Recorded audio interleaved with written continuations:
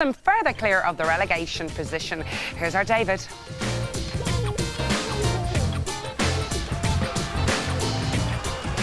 Well, Ritchie returned to the United defence after suspension, but there was no place for Barry Robson. Billy Dodds playing just behind the front two.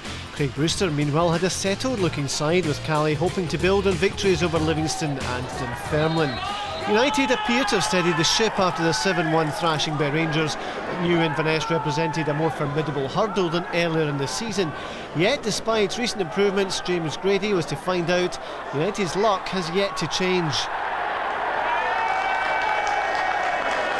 Enough contact surely to bring the striker down. Not enough for referee Ian Brines, who waved away appeals. A let-off for Callie, and then a let-off for United as Brewster led the way for the visitors. His inability to keep the ball down, a source of relief for Tony Bullock and his defenders. For both these sides, a real sense of relief will come from the position of Livingston, who are becoming detached at the bottom, allowing both to breathe a little easier. Just as well for Grant Munro, who was in the wrong place at the wrong time.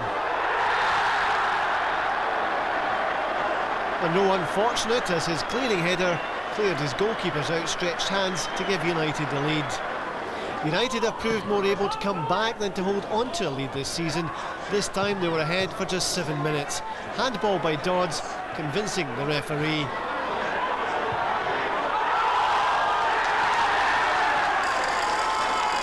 Despite the protests, Ian Brines justified by Dodds' attempt at volleyball.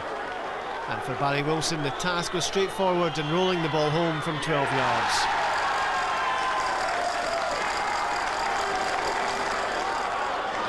The atmosphere might have been flat from the United fans, but they were on their feet to acclaim the defending of Mark Wilson, who kept a cool head after Graham Bain had beaten Bullock. A goal there, and there might not have been any way back. United, meanwhile, made their own bid for 3 points, and to be honest, Jim McIntyre should have scored. The disappointment acutely felt by United. Both sides will feel they might have won, but both will be happy to have gained a point.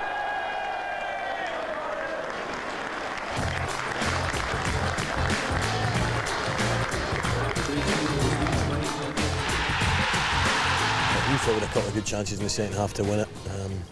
Lee Mayer and Jimmy McIntyre would usually put them in.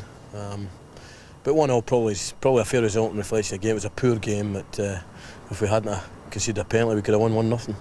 Sometimes you're keen to maybe change things, but at the end of the day, I thought the 11 players on the park worked their socks off.